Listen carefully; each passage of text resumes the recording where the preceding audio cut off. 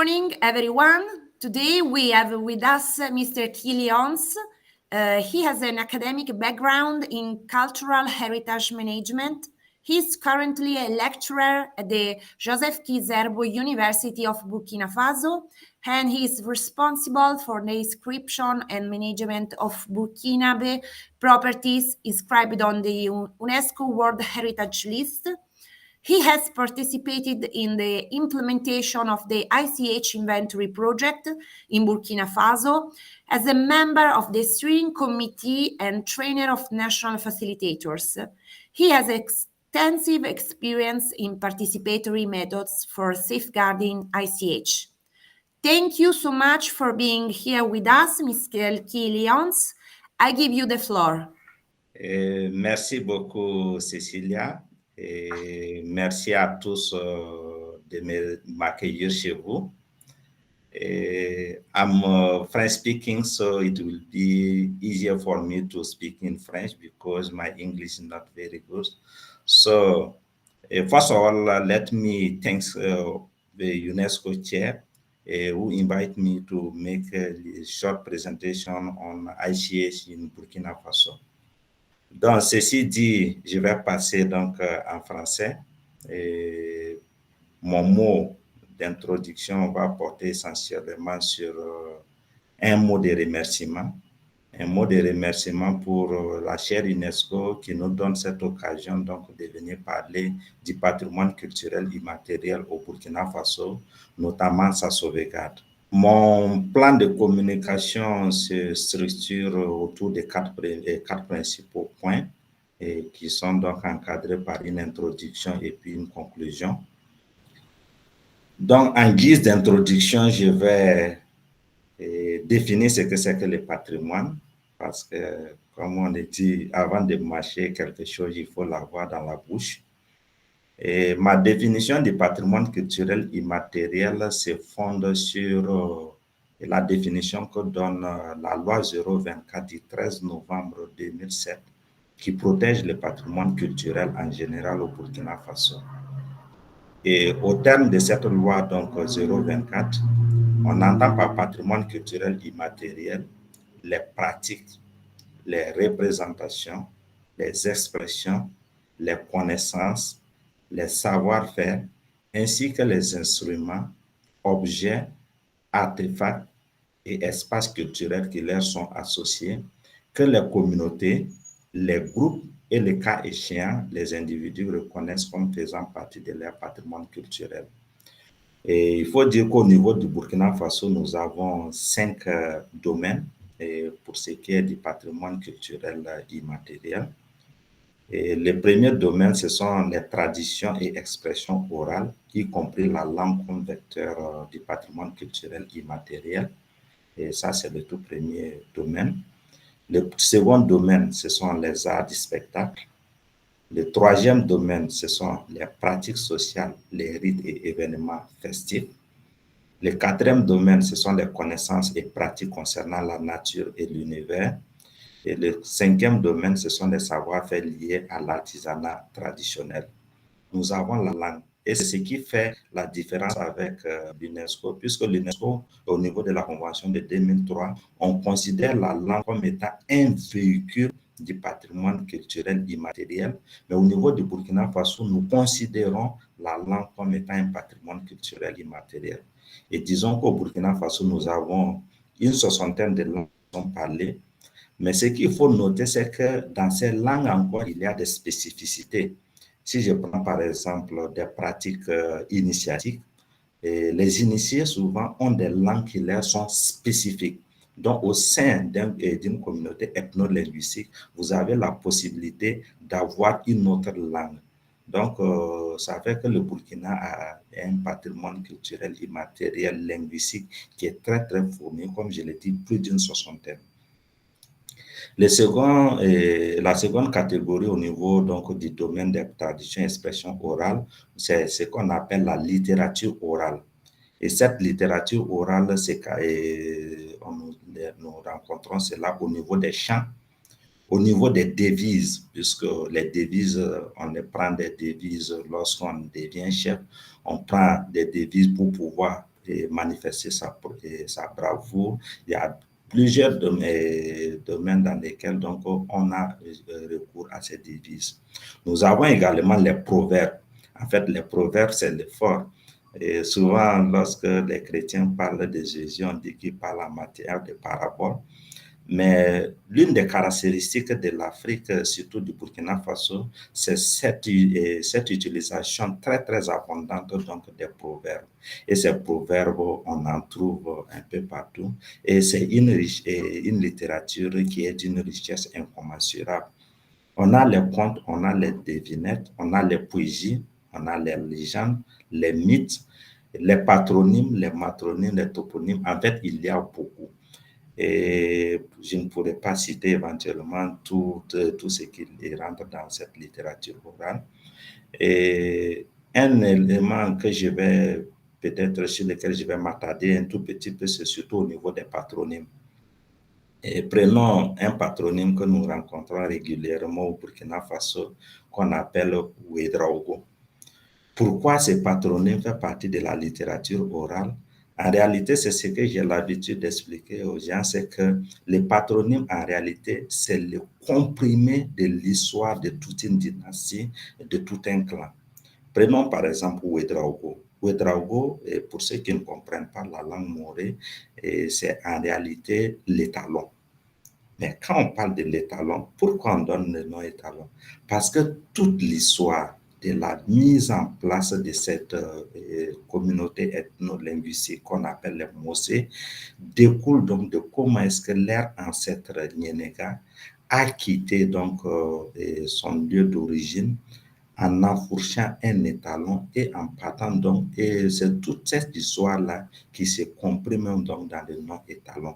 Même mon patronyme qui également, c'est toute une histoire également que cela raconte. Donc, c'est pourquoi nous considérons tous ces éléments comme étant de la littérature orale. Et le second domaine que je vais aborder, ce sont les arts du spectacle. Et dans les arts du spectacle, nous avons au niveau du Burkina Faso regroupé cela en trois chapeaux. Nous avons bien entendu la musique, tout ce que nous avons comme musique. J'ai parlé d'une soixantaine de groupes ethniques et dans chaque groupe ethnique, vous avez plusieurs musiques qu'on rencontre. Donc, c'est une richesse pas possible. Vous avez les danses. De toutes les façons, quand quelqu'un danse et qu'il n'y a pas la musique, on le considérera éventuellement comme fou. Donc, ce sont deux éléments qui sont tellement liés que parfois, il est difficile de savoir quel élément il faut classer au niveau de la danse et quel élément il faut mettre au niveau de la musique. Mais pour des questions pédagogiques, on est obligé donc d'utiliser, parler tantôt de musique et de danse. Et la troisième catégorie, c'est les arts dramatiques. Et ces arts dramatiques, ce sont les différentes formes donc, de théâtralité que nous avons. Et l'une des formes de théâtralité qui est très, très courante ici, c'est lorsque, pendant les cérémonies funéraires, vous verrez que lorsque quelqu'un a vécu, et tout ce que la personne avait comme habitude, vous avez donc un proche qui essaie de s'habiller exactement comme la personne et qui essaie donc de faire vivre à l'assistance quelles étaient les manières, quel était tout ce que la personne avait comme tic, tout ce que la personne avait comme comportement, caractère et ainsi de suite. La personne essaie donc de remettre cela. Ça égaye d'une certaine manière. Et ça permet également aux personnes qui ne connaissaient pas le défunt ou la défunte de pouvoir se représenter donc la personne. Et le troisième domaine, ce sont les pratiques sociales, les rites et les événements festifs. Il faut dire qu'également au niveau du Burkina Faso, nous avons utilisé trois grandes catégories. Et la première catégorie, ce sont les pratiques sociales. Et ces pratiques sociales, c'est que nous avons les mariages, nous avons les alliances à plaisanterie. Et pour ceux qui sont assez familiers avec la convention, vous verrez que le Niger a inscrit donc les alliances à plaisanterie. C'est un élément qui pourrait s'élargir à presque tous les pays de l'Afrique de l'Ouest que je connais un peu mieux. Je ne peux pas m'hasarder à aller au-delà. Donc, ces pratiques sont très, très importantes au sein de nos communautés. Et à ces moments de crise actuellement, nous travaillons même à faire en sorte que ces pratiques, bien entendu, puissent être davantage promues pour pouvoir résoudre les problèmes que nous rencontrons au niveau social. Dans le domaine et dans la catégorie, toujours, nous avons les rites et tout ce qu'il y a comme rites initiatiques, c'est-à-dire les formes d'éducation traditionnelles qu'on avait. On a les rites agraires parce que l'activité agricole va au-delà généralement de ce que nous voyons comme l'acte de tirer la daba. Il y a un ensemble de rites qu'il y a. Et les rites funéraires, bien entendu, les rites d'intronisation.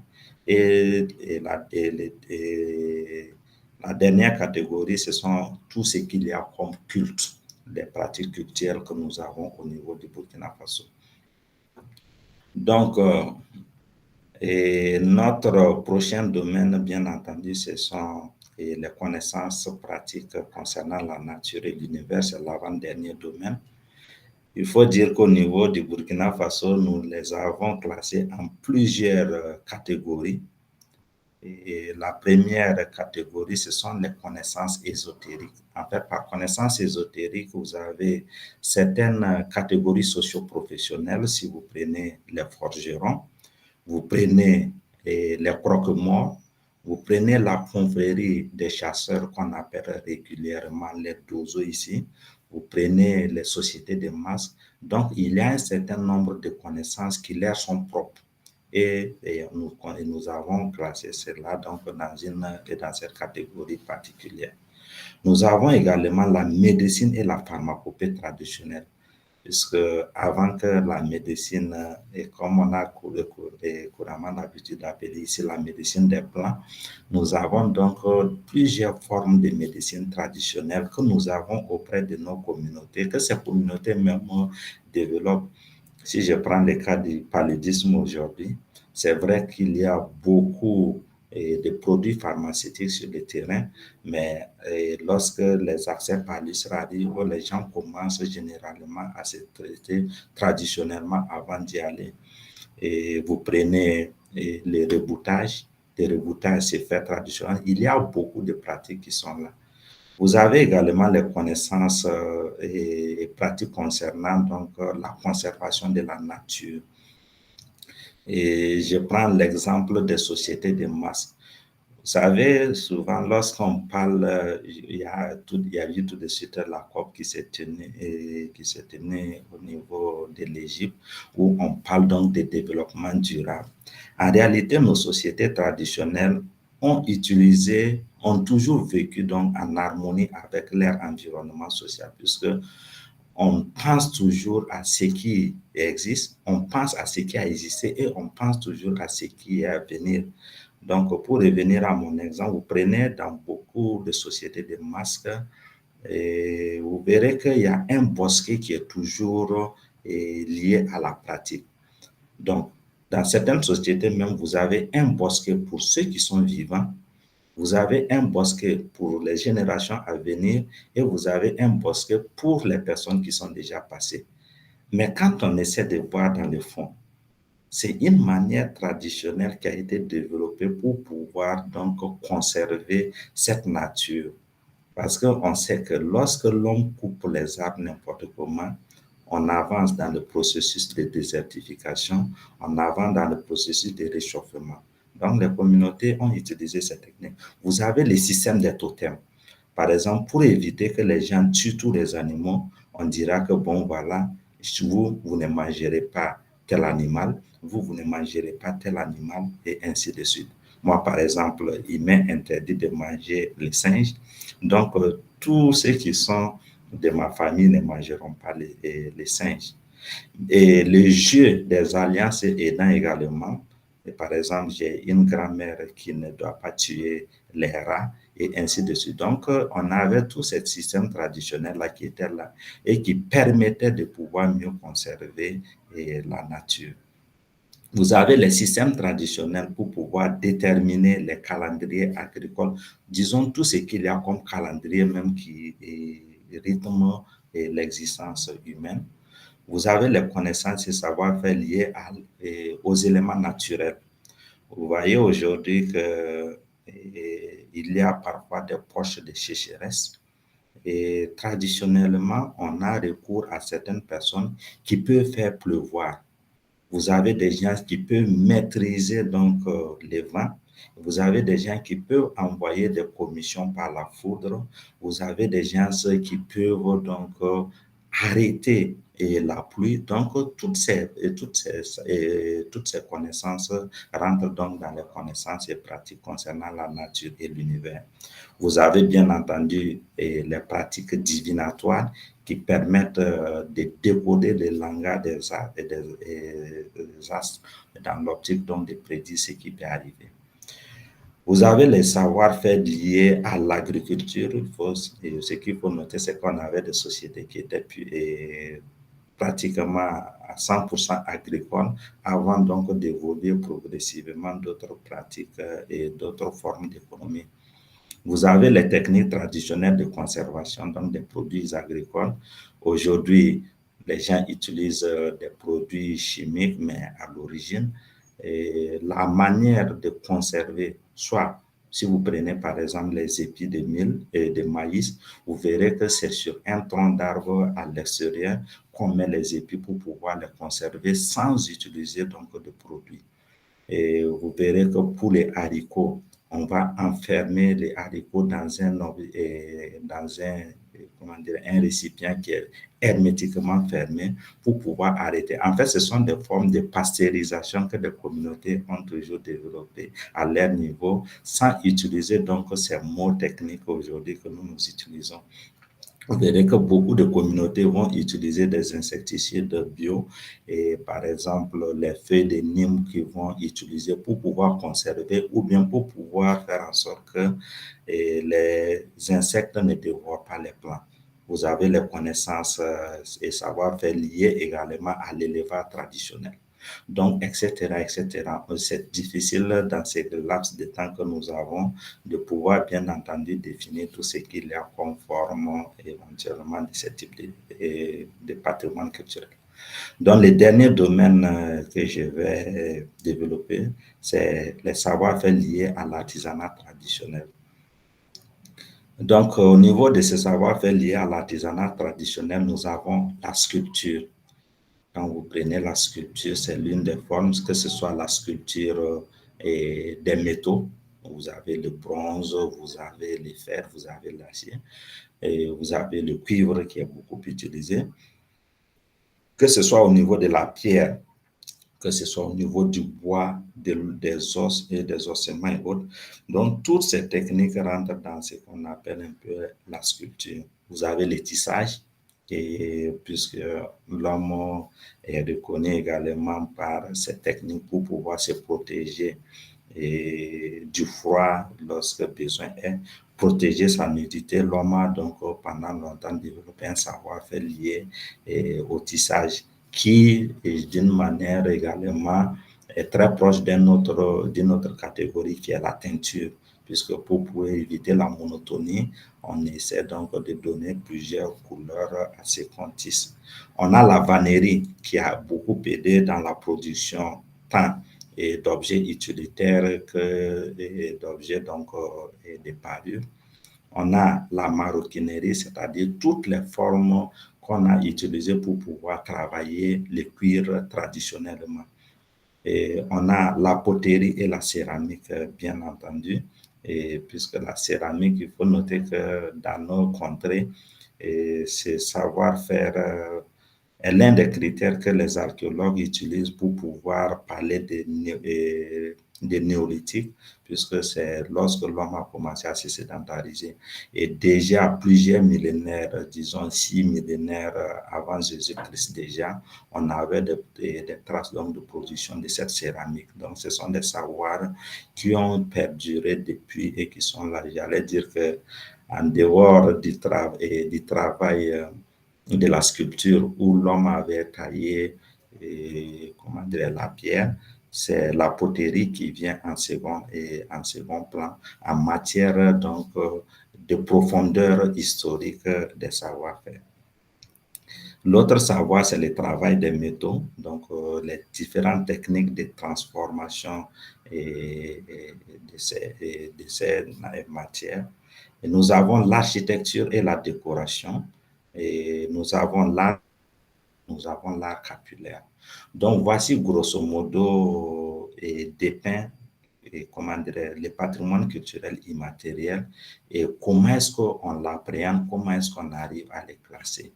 Donc, souvent, pour nos besoins, pour aider les gens à facilement retenir les différents domaines du patrimoine culturel, nous parlons donc des TEO, TEO, donc, qui est l'acronyme donc, des traditions et expressions orales. Donc, quand on dit TEO, tradition et expression orale, on a les ADS, les arts du spectacle, on a les PCRF, donc les pratiques sociales, rites et événements festifs. On a les CPCNU, donc les connaissances concernant la nature et l'univers. Et on a les SFAT, les savoir-faire liés à l'artisanat traditionnel. Donc, voici les jargons simples que nous utilisons pour pouvoir nous aider à mieux nous remémorer les domaines du patrimoine culturel immatériel et que je vous rappelle sont au nombre de 5. Donc, nous allons rentrer, disons, dans le vif même de notre thème qui est maintenant les stratégies de sauvegarde du patrimoine culturel immatériel. Et il faut dire que souvent, on a l'habitude de dire qu'un corps sain dans un esprit sain. Et il faut également un cadre juridique souvent favorable pour pouvoir permettre au patrimoine culturel de mieux s'épanouir. Et en la matière, le Burkina Faso, en plus de dicter des textes nationaux, a adhéré à un certain nombre de textes internationaux qui concourent donc à la viabilité du patrimoine culturel immatériel. Et disons que nous commençons déjà par la Convention de la Haye, la Convention pour la protection des biens culturels en cas de conflit armé. Vous savez bien que quand on parle, s'il n'y a pas d'homme, on n'a pas de patrimoine culturel immatériel puisque c'est l'homme qui donne toute expression. Donc, quand on parle de conflit armé éventuellement, et au-delà même de la protection de l'homme, nous avons la protection du patrimoine culturel immatériel. Pourquoi cette convention et ces deux protocoles, notamment le protocole de 54 et de 99, sont importants? Pour la simple raison que lorsque vous prenez donc la définition à l'article 2 de la convention, on explique les formes du patrimoine culturel, mais après on dit y compris donc les instruments, les espaces et ainsi de suite. Donc, la matérialité est une composante très, très importante du patrimoine culturel immatériel. C'est pourquoi, en protégeant tous les biens culturels matériels pendant les conflits, on arrive à les faire. Mais même quand on dit patrimoine culturel en période de conflit, quand on parle de conflit, on a des individus qui se déplacent. Et lorsque l'élément, sa mise en œuvre est lié à un espace bien donné, par le déplacement, le mouvement des populations, ça veut dire que sa mise en œuvre devient un peu difficile en ce moment. Donc, c'est pourquoi cette convention est très, très importante pour nous. Dans la même veine, nous avons la Convention de 1970 concernant donc les mesures à prendre pour interdire et empêcher l'importation, l'exportation et le transfert des propriétés illicites des biens culturels. Dans cette Convention de 70, c'est également la même chose. Et prenons par exemple le cas d'un bien qui a fait couler beaucoup des larmes d'abord parce que la communauté était beaucoup affligée lorsque les biens avaient disparu, mais également qui a fait couler beaucoup d'encre également, c'est notamment Mamio. Mamio qui a été donc inscrit sur la liste, la liste de protection renforcée. Et il faut dire que lorsque Mamio avait disparu, c'est une statuette de la fécondité, lorsque ça avait disparu, les communautés n'avaient plus donc les repères qui leur permettaient en réalité de pouvoir donc continuer à mettre en œuvre. Et cette convention, y compris donc la convention unie droit également, sont des conventions qui concourent donc à bien protéger le patrimoine et surtout à travailler la restitution donc des biens. Donc j'ai parlé de la convention de 54 de 70, la convention de unie droit. Nous avons la convention de 1972 également que le Burkina Faso a ratifiée, qui porte donc sur la protection du patrimoine mondial. Et il faut dire qu'au niveau du Burkina Faso, nous avons deux biens matériels et deux biens culturels qui sont inscrits sur la liste. Vous avez les ruines de l'Européenie où il y a beaucoup de pratiques culturelles, beaucoup de considérations. Et donc, c'est vrai que la Convention de 1972 protège l'enceinte du mur, mais au-delà de ça, la Convention protège également tout ce qu'il y a comme pratique autour de ces biens. Ensuite, nous avons bien entendu la Convention de 2003 que le Burkina Faso a ratifiée en juillet 2006 et nous avons la Convention de 2005 portant sur la protection et la promotion de la diversité des expressions culturelles. Au niveau national, nous avons un certain nombre d'outils également et je ne vais pas être très long là-dessus. Et il faut commencer par notre loi fondamentale qui est la Constitution, et qui, en protégeant déjà même tous les Burkinabés, qui, en leur accordant les droits à la culture, permet donc de pouvoir sauvegarder et de créer l'environnement favorable à la viabilité du patrimoine culturel immatériel. Et nous avons les codes de l'urbanisme, même s'il n'est pas appliqué dans sa rigueur, et concourt également d'une certaine manière à protéger le patrimoine, parce que si ce code venait à être réellement appliqué, surtout en adéquation avec les recommandations donc, de 2011 sur les paysages historiques urbains, je pense que ça contribuerait donc à protéger tout ce qu'il y a comme espace culturel et au sein donc, de nos cités.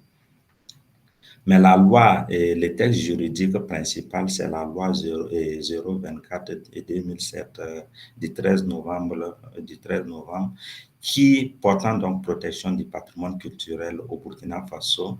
C'est cette loi qui encadre donc tout ce qu'il y a comme stratégie de protection. Et nous avons un certain nombre de décrets et d'arrêtés qui suivent. Dans le cas spécifique du patrimoine culturel immatériel, il faut dire que nous avons eu un décret donc, en 2013 pour le système des trésors humains vivants et nous avons également eu deux arrêtés sur la mise en place des organes qui doivent travailler à rendre fonctionnel le système des trésors humains vivants. Il y a eu éventuellement un dernier décret qui a proclamé des trésors humains vivants. Donc, ce sont ces textes qui nous aident beaucoup. Mais au-delà de ça, nous avons un texte qu'on dit généralement transversal, qui est le Code forestier. Ce code forestier, c'est l'environnement. Et comme je le disais au début de mon intervention, nos communautés ont toujours vécu en symbiose, en parfaite harmonie avec la nature. Donc, tout ce que nous voyons aujourd'hui comme espace, surtout faunique, et qui sont en réalité des ruines donc d'une dégradation dense, c'est parce qu'il y a un ensemble de pratiques culturelles qui ont toujours protégé. Donc le code forestier vient renforcer ces mécanismes traditionnels de protection.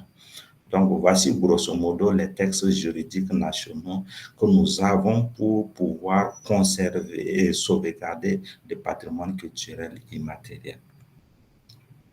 Donc, quelles sont les mesures que le Burkina Faso a eu à mettre en œuvre pour pouvoir protéger et pour pouvoir sauvegarder le patrimoine culturel immatériel?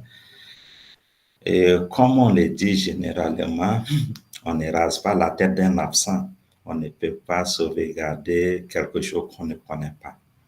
Et c'est pourquoi l'inventaire du patrimoine culturel immatériel que le Burkina Faso, avec l'appui du centre et de l'UNESCO et de la Convention donc 2003 et l'assistance internationale, de 2003 à 2017, le Burkina a réussi à faire un inventaire au niveau de toutes les régions, les 13 régions administratives du Burkina Faso. On avait parlé donc d'inventaire général du patrimoine culturel immatériel.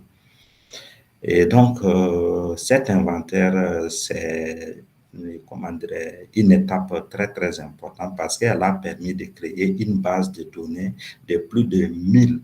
Et il faut dire que 1294 éléments ont été identifiés dans chacune des régions.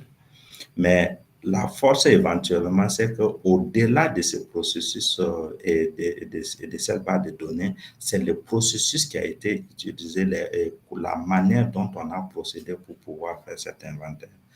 Et il faut dire que l'État, à partir du Burkina Faso, a essayé donc d'identifier auprès des communautés des personnes à qui une formation en technique d'inventaire participative a été donc enseignée. Et c'est par cette technique donc que les communautés ont identifié les biens. Donc, au-delà de la création de la base de données, il y a eu un renforcement des capacités des acteurs qui a été fait.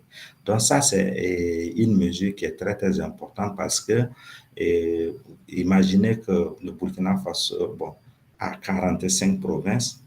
Et dans les 45 provinces, il y a eu au moins 4 personnes qui ont été formées. Donc, vous prenez les 45 multipliés par 4, donc vous voyez la masse critique qui a été renforcée, ne serait-ce que même déjà en technique d'inventaire participatif et également en connaissance de la Convention. Et cette année marque le 20e anniversaire de la Convention. Donc, par rapport aux autres conventions, vous voyez que c'est une convention qui est très, très jeune et elle n'est pas suffisamment installée au niveau de l'Afrique. La preuve en est qu'en matière de représentativité sur les mécanismes de l'UNESCO, en matière de représentativité d'ONG au niveau du système d'accréditation et dans beaucoup de domaines, vous verrez que l'Afrique est toujours en arrière pour la simple raison que cette convention n'est pas suffisamment connue. Et une autre mesure forte que l'État du Burkina Faso a eu à mettre en œuvre, c'est la proclamation des trésors humains vivants. En fait, vous savez que de plus en plus, nous avons une jeunesse qui n'est pas trop tournée vers ce qu'elle a ici, mais qui regarde ailleurs. Je pense que dans l'aspect menace, je vais aborder cela davantage. Donc, il faut noter que le mécanisme de transmission aujourd'hui n'est plus aussi dynamique qu'il était par le passé. Et donc, il était très, très important d'identifier un certain nombre de personnes qui allaient être des relais pour pouvoir transmettre, assurer la transmission du patrimoine culturel immatériel. Et c'est ainsi qu'en 2015, il y a eu la toute première proclamation donc d'une dizaine de personnes comme étant des trésors humains vivants. Et bien entendu, avec la mission de continuer à faire en sorte que les systèmes de transmission ne soient pas rompus. Il y a eu quelques ratés, mais l'effort même déjà c'est de déclarer certaines personnes trésors humains vivants. Je pense que ça concourt déjà à la visibilité de la Convention et ça concourt également à la visibilité du patrimoine culturel immatériel. Le problème, ce n'est pas que le patrimoine culturel immatériel n'existe pas, mais il est tellement confondu au vécu des gens qu'aujourd'hui, il est très, très difficile pour eux de savoir qu'on peut changer d'appellation, on peut considérer autrement ce que nous avons l'habitude de faire au quotidien. Et disons qu'une troisième action très, très importante également, et c'est l'obtention donc de l'indication géographique protégée. Il faut dire que le Burkina Faso s'est inscrit depuis quelques années dans une dynamique de protéger certains produits artisanaux. Et les deux exemples que j'ai cités ici, c'est les chapeaux de saponné. En fait, c'est ce chapeau conique qui généralement est utilisé pour dans une société. Mais comme vous le voyez, c'est un travail artisanal. Et quand on parle de production artisanale, on parle de production limitée, puisque de toutes les façons, nous connaissons un peu ce que c'est que l'artisanat, c'est le fait donc de produire des objets qui sont plus ou moins comment dire, spécifiques. Alors qu'au niveau industriel, on produit des produits standards et on produit en très grande quantité. Et lorsque ces produits viennent sur le marché, ça ne permet plus donc aux praticiens de pouvoir vivre décemment de leur travail. Et c'est pourquoi donc l'État du Burkina Faso a décidé de donner une certaine, d'essayer donc de faire la protection géographique dans l'optique de mieux protéger. Donc vous avez le Faso d'Anfani également qui fait plus ou moins la particularité du Burkina Faso et qui désormais a une protection et l'indication géographique protégée dans l'optique de permettre aux praticiens de pouvoir mieux vivre de leur PCI.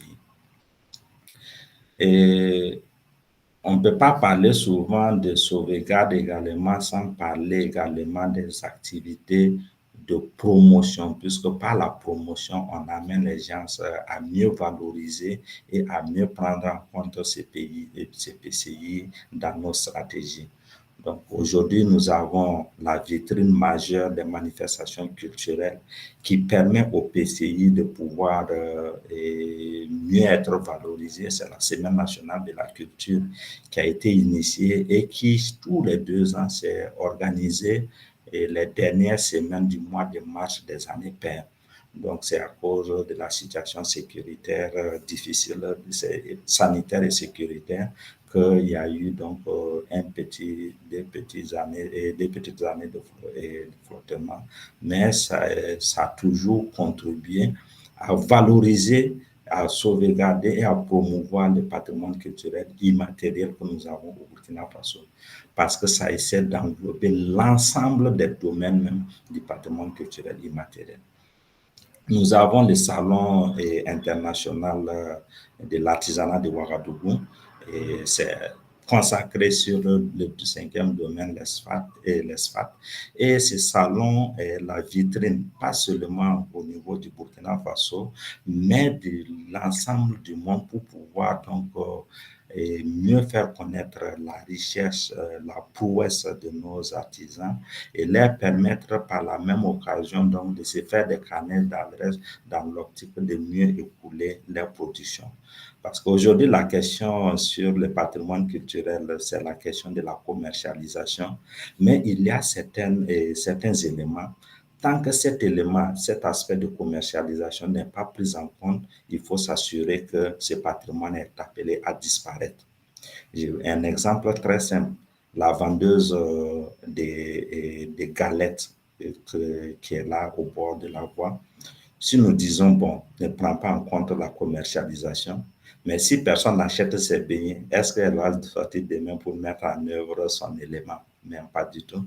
Donc, du coup, son élément est appelé à disparaître.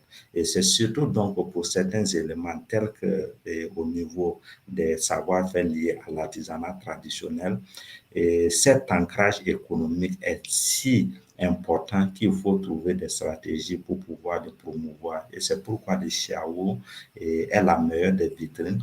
Et les activités de renforcement des capacités des praticiens et autres bénéficiaires, surtout au niveau de la Convention 2005, pour pouvoir permettre donc le développement des biens et services culturels, sont des facteurs donc, qui vont faciliter donc, cet ancrage économique et permettre aux communautés de vivre décemment de leur patrimoine culturel immatériel. Et c'est l'un des objectifs même du cadre global donc, qui vise éventuellement à mettre les PCI au cœur du développement durable. Et au niveau des manifestations culturelles, on dit que la charité bien ordonnée commence toujours par soi-même. Nous avons le Festival international des masques et des arts de Bédougou, et le festival que mon ONG organise depuis plusieurs années déjà. Et c'est une manifestation qui permet donc d'offrir une grande visibilité aux pratiques des masques. Nous avons des manifestations culturelles comme le Koundé, nous avons Diaza Ouagadougou, nous avons les récréateurs. Toutes ces manifestations sont organisées autour du patrimoine culturel immatériel dans l'optique éventuellement de le promouvoir et également d'assurer la viabilité. Et par exemple, si je prends le cas du festival, il y a une dizaine d'années de cela, oui, une dizaine d'années de cela, des échos donc nous étaient parvenus donc de la Guinée où les gens, lorsqu'ils sont venus au festival, ils ont vu qu'il y avait beaucoup d'entrain pour cette pratique. Ils sont allés et ils ont essayé donc de redynamiser ce qu'ils avaient commencé à abandonner. Et la cinquième mesure de sauvegarde également, c'est disons que cette politique, pas seulement de l'État, mais de l'ensemble des acteurs à promouvoir la cohabitation pacifique et des pratiques religieuses. Et cela est très, très intéressant parce que aujourd'hui, la religion mine tellement beaucoup de pratiques que tant qu'il n'y a pas une coexistence pacifique, c'est très, très difficile. Et l'un des exemples que je donne souvent, c'est deux choses. Vous avez une mosquée qui est la mosquée de Djoula Soba et le second, c'est l'église de Bouni. Et au niveau de la mosquée de Djoula Soba, quand on voit déjà même l'histoire, c'est que ce sont des masques qui ont aidé les gens donc à aller puiser l'eau pour venir construire la mosquée. Donc vous voyez, vous avez la religion des masques et vous avez la religion islamique qui sont là. Et ce sont ces deux qui se sont mis ensemble pour pouvoir donc construire ce que nous avons aujourd'hui, qui est la mosquée. Et c'est cet aspect qui est très, très important. Et au-delà de cela, sur le site même de la mosquée, on a un espace culturel où les gens continuent d'aller. Et dans les quartiers même où se trouve la mosquée, vous avez toujours une petite cathédrale qui est là, où les chrétiens également prient.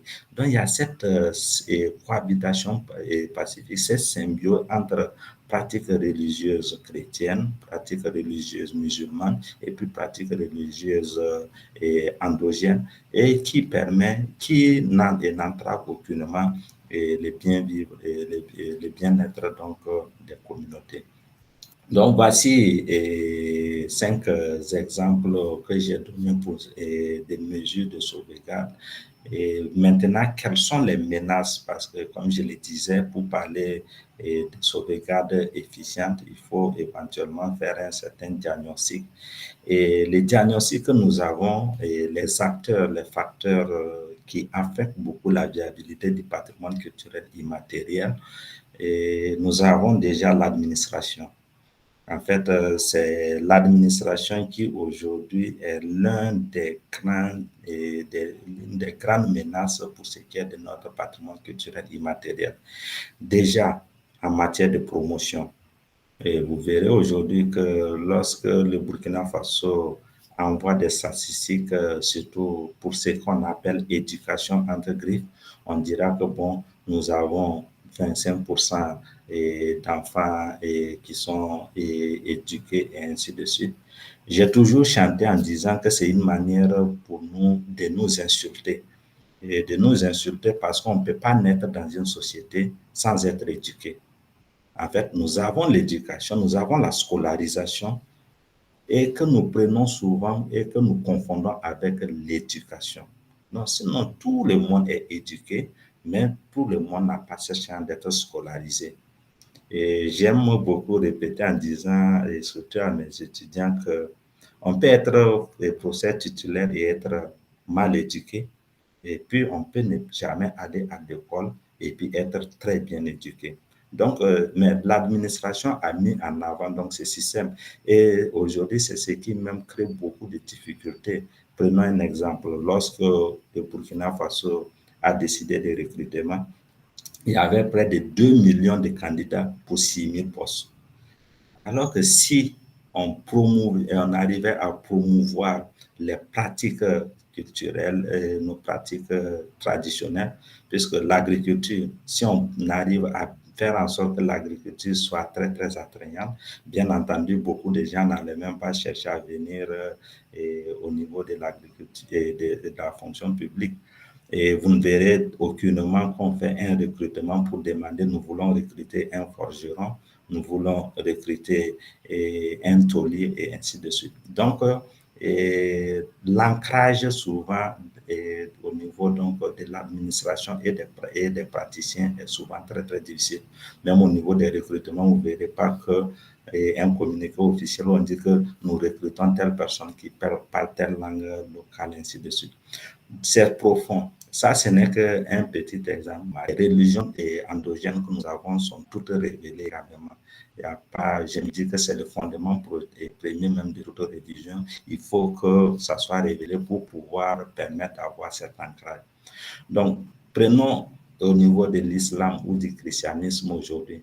Vous verrez que les pratiques, de plus en plus, les pratiques funéraires traditionnelles, les formes de mariage et bien des choses qu'on avait sont de plus en plus abandonnées pour la simple raison que on s'est dit que bon, aujourd'hui, pour être à la mort, pour pouvoir être accepté, au niveau donc de la communauté musulmane ou chrétienne, il faut abandonner certaines pratiques qu'on considère comme étant des pratiques non musulmanes ou non chrétiennes et à la limite qu'on qualifie donc de pratiques sataniques, ce qui ne l'est pas forcément. Donc la religion est un facteur très très menaçant pour notre patrimoine culturel immatériel. L'autre menace éventuellement, c'est l'urbanisation. En fait, l'urbanisation, quand je parlais des outils, j'avais parlé donc du code de l'urbanisme qui n'était pas suffisamment appliqué. Et surtout les recommandations aussi, telles que la recommandation sur les paysages urbains. Cette urbanisation ne tenant pas compte des espaces culturels qu'il y a, souvent on fait de ces lotissements donc en détruisant beaucoup d'air. Par exemple, dans mon village natal qui s'appelle Thomas, et on avait une aire où on partait lutter puisque la lutte est l'un des attributs de ma communauté. Mais les plans d'urbanisation n'ont pas tenu compte et l'aire donc de lutte aujourd'hui est devenu un espace, c'est un lot de parcelles qu'on a attribué à des gens et ces espaces ont disparu. Donc il y a beaucoup d'espaces aujourd'hui qui ne sont plus là et qui disparaissent tout simplement parce qu'on a essayé donc de faire un aménagement du territoire sans réellement tenir en compte beaucoup de pratiques du patrimoine culturel immatériel. Et donc, je disais que pour ce qui est du patrimoine culturel immatériel, il faut noter en conclusion que le Burkina Faso a un potentiel immense puisque la diversité du patrimoine culturel immatériel est telle qu'aujourd'hui, il est très, très difficile de pouvoir dénombrer. Chaque individu, chaque personne a un patrimoine qui est très, très important. Il y a également un cadre juridique qui est là, mais qui ne permet pas au patrimoine de pouvoir se développer réellement. Et je pense que si nous arrivons à perfectionner ce cadre juridique, tout ce que nous rencontrons aujourd'hui comme étant des problèmes, surtout la cohésion sociale qui est mise à mal, sur le cadre juridique, surtout les mesures de promotion du patrimoine culturel sont réellement activées, il nous sera très, très possible de réguler ce problème que nous vivons. Et ça permettra en même temps de pouvoir résoudre cette question donc, j'allais dire de la sous-estimation du patrimoine culturel immatériel que les communautés n'arrivent pas réellement à s'en plaindre. Il faut dire que d'une certaine manière, le patrimoine culturel immatériel est toujours vécu par les communautés.